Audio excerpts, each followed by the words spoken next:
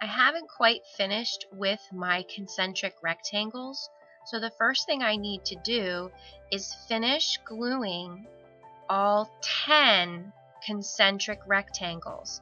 Remember that you need 3 rectangles, a small, medium, and large, for each piece, and you should have 10 total.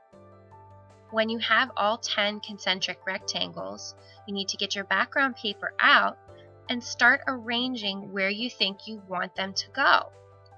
Don't glue them yet. Move them around your paper, line them up the way you want them before you start to glue. Take your time so you know you're happy with where you've put them.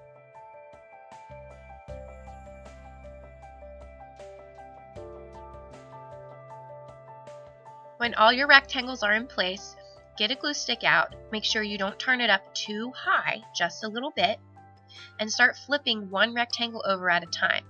Get all of the edges, don't put a dot in the middle, and then hold your rectangle down. Don't just smooth it for 1 second and let it go, because if you do that, it's going to start peeling back off your paper. I notice this now. Oh, I did not hold down my first rectangle, so I'm going to hold down my first and second rectangle at the same time because I made a mistake.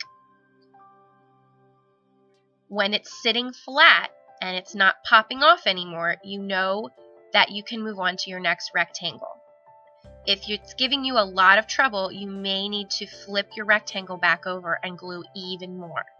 Notice I'm going all the way around my rectangle, rubbing it all over, holding it down if I need to, and then I'm counting to like 20 in my head.